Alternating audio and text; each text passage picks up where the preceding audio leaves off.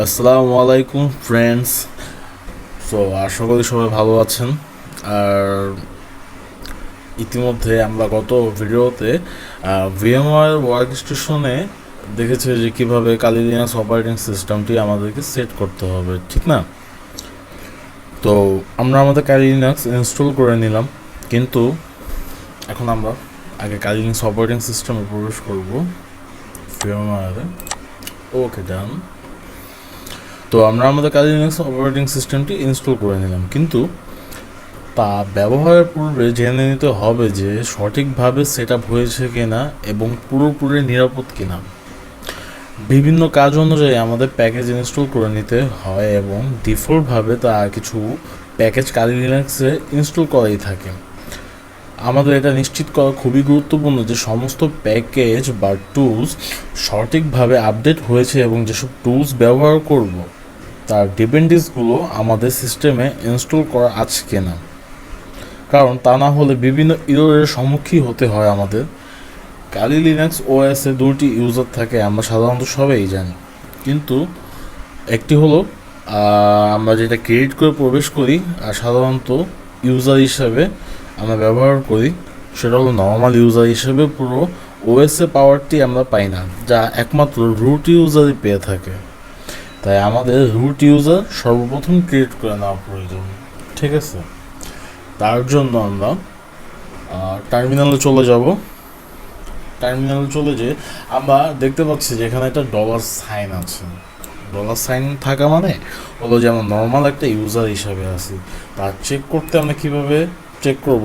PWD দেন আমরা যদি দেখি আমরা হোম ডিরেক্টরির মধ্যে ডেভিন নিয়ে নাম দিয়ে একটা নর্মাল ইউজার ক্রিয়েট করে আছে, কিন্তু এথিক্যাল হ্যাকিং ফিল্ডে সব মানে কালি লিনাক্স ওএসের পুরো ক্ষমতাটাই থাকে কিন্তু একমাত্র রুট ইউজারের মধ্যে, ঠিক আছে? তো আমরা ক্লিয়ার কমান্ড দিয়ে ক্লিয়ার করে নেব, দেন আমরা ইন্টারপ্রেস করব।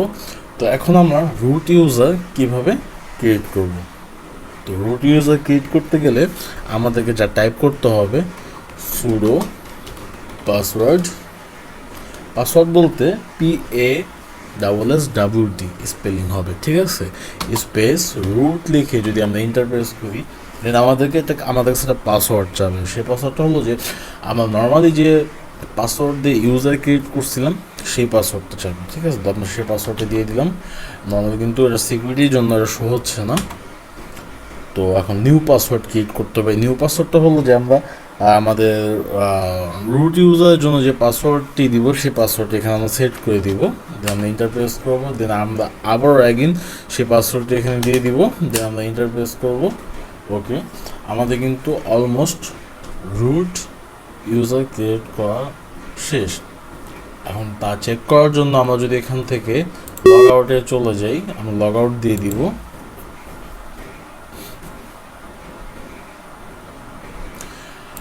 এখন এখানে আমরা টাইপ করব ইউজারের জায়গায় লিখবো হলো রুট, আর পাসওয়ার্ডের জায়গায় দিব হলো আমরা যে পাসওয়ার্ডটি সেট করেছিলাম, ঠিক আছে?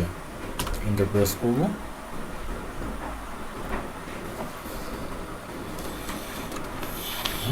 আমরা দেখতে পাচ্ছি যে আমাদের রুট ইউজারটি ক্রিয়েট করা শেষ, ঠিক আছে? এখন আমাদের কথা হলো যে মেন কথা হলো যে এখন আমাদের কিছু ডিপেন্ডেন্স বা কিছু ইনস্টল করতে হবে। এখন ইনস্টল করতে হলে আমাদেরকে যা করতে হবে, আগে আমাদের চেক করতে হবে যে আমরা রুট ইউজার হিসেবে কি এখানে আছি কি না, ঠিক আছে? তার জন্য আমরা দেখতে পাচ্ছি যে আমাদের কিন্তু ডলার সাইনটি এখন এখানে আর নাই। এখন আমাদের এখানে একটা হ্যাশ মার্ক শো করতেছে। তো তার চেক দেওয়ার জন্য আমরা দেখব PWD দিয়ে যদি দেখি দেন আমরা রুট ইউজার হিসেবে আছি সেটা দেখতে পাচ্ছি। এছাড়াও আমরা দেখতে পারি হু এম আই, ঠিক আছে?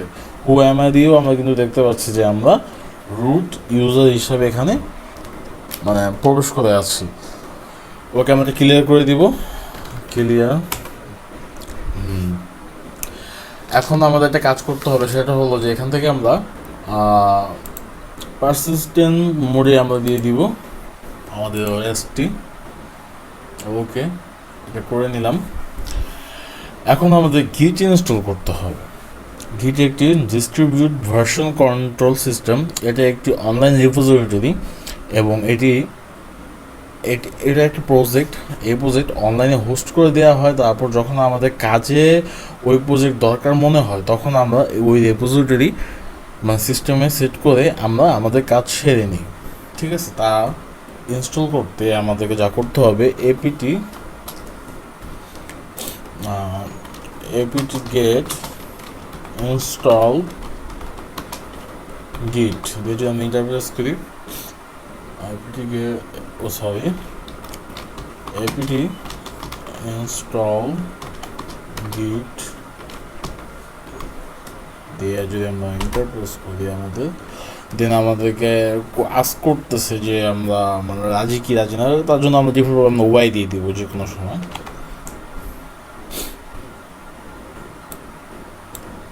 ওকে, আমাদের গিট ইনস্টল হচ্ছে।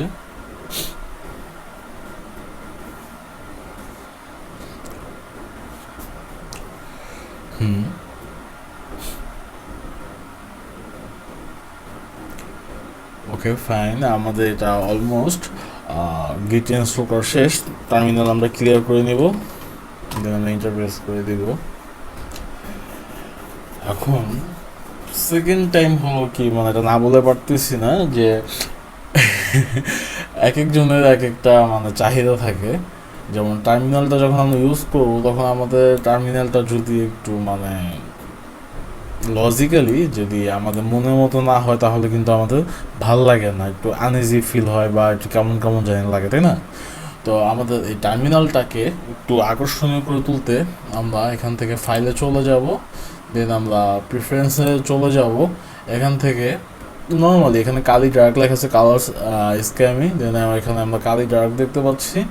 তো এখান থেকে যে যার মতন মানে নর্মালি নিয়ে নিতে পারে টার্মিনাল চুজ করে। তো আমি এখান থেকে আমার ফেভারিট যেটা গ্রিন অন ব্ল্যাক আমি এটা চুজ করব, দেন আমরা অ্যাপ্লাই দিয়ে দেন ওকেতে দিব। ওকে ফাইন, আমাদের এটা অলমোস্ট টার্মিনাল চেঞ্জ হয়ে গেছে। এখন আমাদের ওয়ালপেপারটাও কিন্তু চেঞ্জ করা দরকার। মানে এখন যদি আমার কাছে যদি ভালো লাগলো বা আপনার কাছে ভালো না লাগতে পারে তো আমরা ওই ডেস্কটপের ওয়ালপেপারটা আমরা চেঞ্জ করে ফেলবো। এখান থেকে রাইট ক্লিক করবো ডেস্কটপে দেখে, দেন আমরা এখান থেকে ডেস্কটপ সেটিংসে চলে যাব। ওকে, এখানে আমরা দেখতে পাচ্ছি যে আমাদের ডিফল্টভাবে কিছু দিয়ে দিয়েছে ডিসপ্লে বা ডেস্কটপ আইকন। তো এখান থেকে আমি যে কোনো চুজ করে নিতে পারি। তো সিম্পলের জন্য আমরা এখান থেকে আপাতত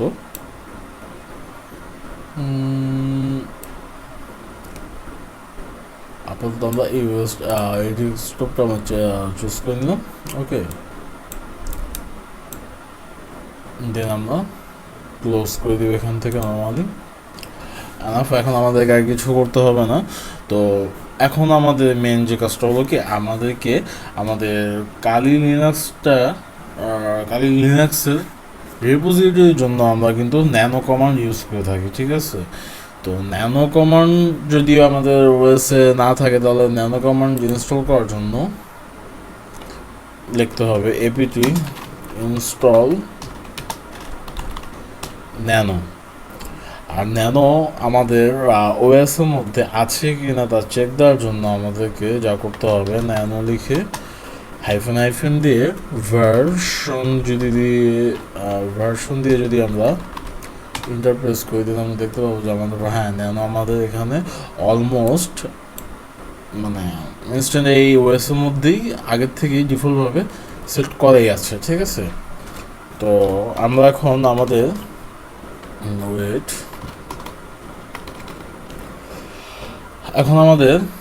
রিপোজিটরি আমরা আপডেট করে নেব মানে কালি লিনাক্সের। কারণ রিপোজিটরি আপডেট আমাদের এই জন্যই প্রয়োজন যে আমরা আমাদের মানে কাজের ক্ষেত্রে আমরা বিভিন্ন গিট বলতে আমাদের রিপোজিটরিগুলো যখন আমরা ইনস্টল করতে যাই তখন মাঝে মধ্যে আমাদেরকে এরর ফেস করতে হয়। আর এরর ফেসটার মেন রিজন হলো যে আমাদের রিপোজিটরিটা অফিসিয়ালিভাবে আমরা আপডেট করে নিই না। কারণ আপডেট না করে নিলে তখন আমাদেরকে যে কোনো টুলস ইনস্টল করার কিন্তু পারমিশন তখন দেয়া থাকে না। হয়তো বা টুলস আমরা ইনস্টল করতে পারলাম কিন্তু মানে তার কিছু কিছু ডিপেন্ডেন্সি আমরা ইনস্টল করতে পারবো না, ঠিক আছে? এটা হলো মেন প্রবলেম আমাদের। আর সেটা আমাদেরকে রিপোজিটরিটা মানে আপডেট করার জন্য যা করতে হবে, ন্যানো স্পেস একটা স্ল্যাশ দিয়ে ইটিসি দেন এপিটি দেন sources সোর্স ডট লিস্ট লিখে যদি আমরা ইন্টারপ্রেস করি, দেন আমাদের এখানে মানে রিপোজিটরিটা ওপেন হয়ে গেল। তো আমরা এখান থেকে কি করব, আমাদের কিবোর্ডে ড্রপডাউন যে কিবোর্ডে যে অ্যারোগুলো আছে ওইখান দিয়ে আমরা ওইটা দিয়ে নিচের দিকে নামবো, ঠিক আছে? দেন আমরা লাস্টে যে হ্যাশ মার্কটা আছে সেটা আমরা কেটে দিব। ওকে, আমরা কেটে দিলাম। এরপর আমাদেরকে যে কাজটি করতে হবে, Ctrl+S এ প্রেস করতে হবে এবং Ctrl+S দিয়ে আমরা এটা সেভ করলাম এবং Ctrl+X দিয়ে আমরা এখান থেকে বের হয়ে গেলাম, ঠিক আছে? ওকে, এখন আমাদের কালি ওএসটাকে আপডেট এবং আপগ্রেড করে নিতে হবে। মানে আমাদের যে রিপোজিটরি আমরা যে আপডেট করলাম, এখন এই টার্মিনালটাকে আমরা আপডেট করে নেব। তার জন্য এপিটি এটা হাইফেন দিয়ে গেট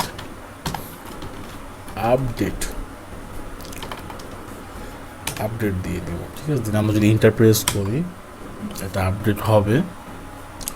আর আপডেট হতে বেশিক্ষণ একটা সময় নেয় না, খুব সীমিত একটা সময় নেয়।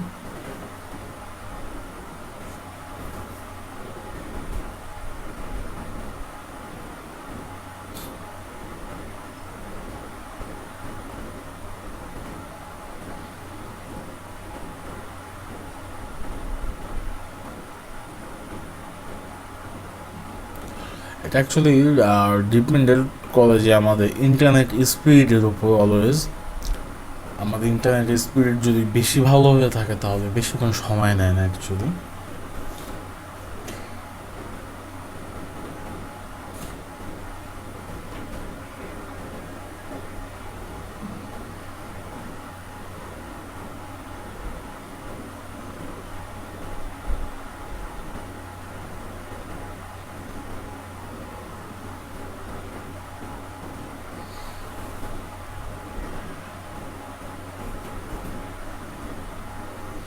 ওকে,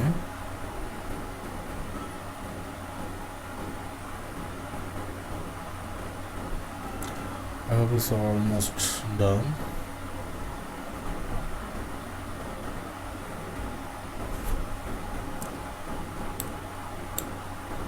ওকে, প্রপারলি ডান। দেন আমরা আপডেট করে নিলাম, ঠিক আছে? এখন আপগ্রেড করার জন্য আমাদের যদি কনফিউশন ফিল করি যে আমাদের কী কী আপগ্রেড করা দরকার আমাদের ওএসে, তা চেক দেওয়ার জন্য আমরা এপিটি লিস্ট দিয়ে আমরা যদি স্পেস দিয়ে হাইফেন দিয়ে আপগ্রেডেবল দিয়ে যদি আমরা ইন্টারপ্রেস করি, দেন আমরা দেখতে পাবো যে এখানে আমাদের কি কি আপগ্রেড করার প্রয়োজন। আমাদের টার্মিনালটা যদি মানে হয়তো আমাদের কালারের জন্যই মানে হয়তো বুঝতে পারতেছি না, বাট আমরা এখানে যদি দেখি যে এটা হালকা একটা কালার দেওয়া, দেন এটা ডিপলি, তো এর মানে আমাদের এই ডিপেন্ডেন্সগুলো আমাদেরকে আপগ্রেড করতে হবে। আর যদি সিম্পলি যদি আমি মানে বুঝাই আপনাদেরকে, সেটা হলো যে ক্লিয়ার করে দিয়ে আমরা নর্মালি আপগ্রেড করতে গেলে এপিটি গেট আপগ্রেড দিয়ে মাইনাস ওয়াই যদি দিই, ওয়াইটা হলো কি মানে ডিফল্টভাবে যে ইয়েস নো এর যে ব্যাপারটা আছে ওইটা ডিফল্টভাবে মানে নিয়ে নিবে, তার জন্য আমরা ওয়াই দিয়ে দিই, ঠিক আছে?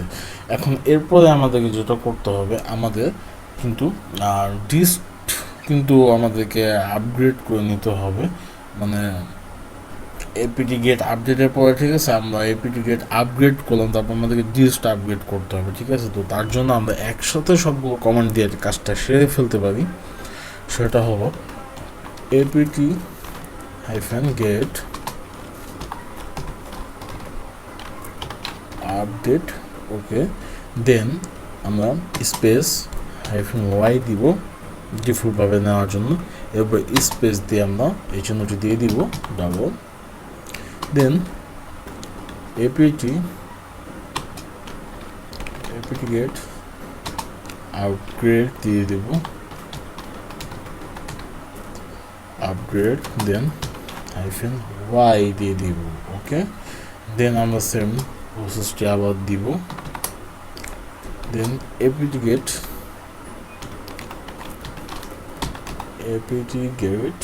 দেন আমরা স্পেস দিয়ে dist রেস দিয়ে মাইনাস দিয়ে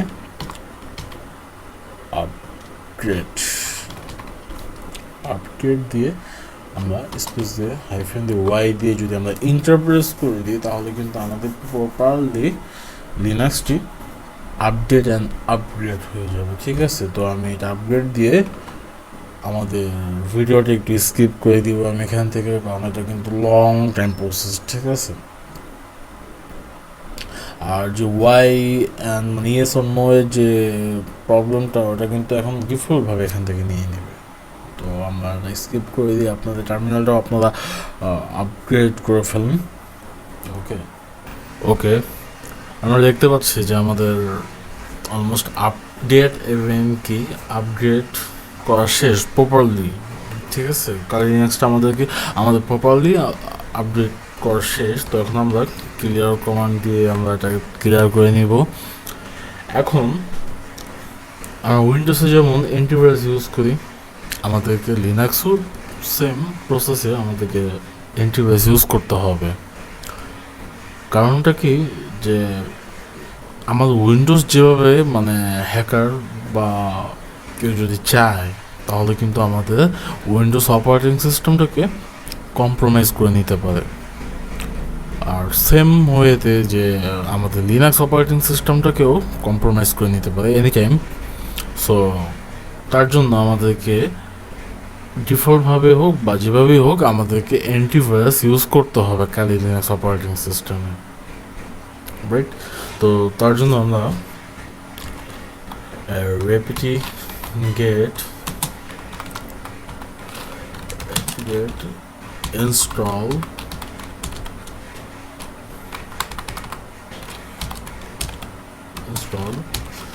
clam clam av, that means clam antivirus. Okay, then tk দিয়ে আমরা ইন্টারপ্রেস করব। আর এটা হতেও কিন্তু একটু ভালোই সময় নেবে। আমি ইন্টারপ্রেস করে ভিডিওটা এখান থেকে আমরা স্কিপ করে দিব, ওয়াই দিয়ে দিব আমরা ডিফল্টভাবে। ওকে, এটা হতে থাকুক। ওকে, আমরা দেখতে পাচ্ছি যে আমাদের এখানে এটা কমপ্লিট হয়ে গিয়েছে। এখন আমরা ক্লিয়ার করি। এখন আমরা এটা ব্যবহার করবো কীভাবে অ্যান্টিভাইরাসটি, তাই না? তার জন্য আমরা টাইপ করব clam scan দিয়ে যদি আমরা ইন্টারপ্রেস করি, দেন আমরা অপেক্ষা করবো রেজাল্টটা দেখার জন্য।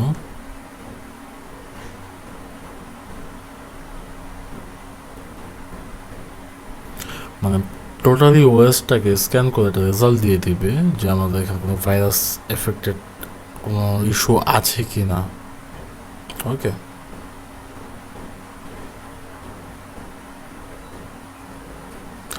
হ্যাঁ, এখানে স্ক্যান সামারি আমাদেরকে দিয়ে দিয়েছে। যদি আমাদের কোনো মানে এফেক্টেড কোনো ইস্যু থাকতো তাহলে আমাদেরকে এখানে রেজাল্টে শো করতো। আর ম্যানুয়াল একটা ওয়ে আছে এখানে, সেটা হলো যে আমরা যদি টাইপ করি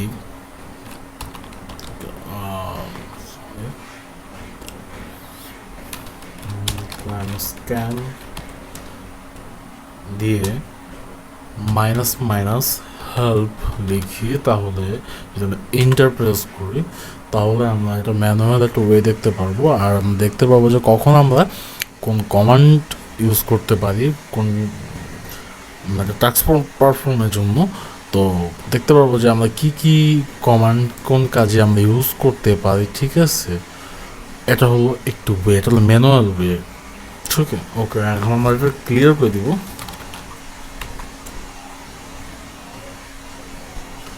ওকে ওকে এখন আমরা যে কাজটা করব সেটা হলো যে আমরা গ্রাফিক্যাল ওয়েতে যদি এটা করতে চাই তাহলে খুব ইজি হয় কিন্তু আমাদের সবার ক্ষেত্রে।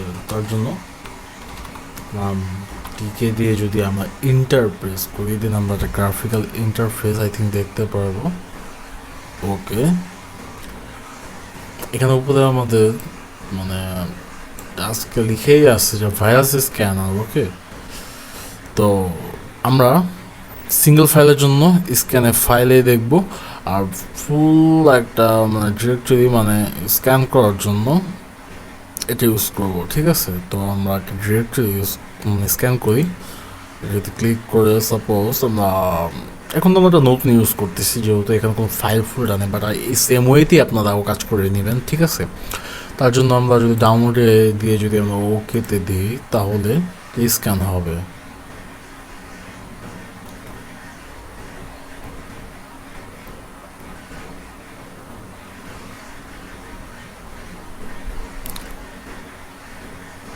ওকে, প্রিপেয়ারিং, প্লিজ ওয়েট।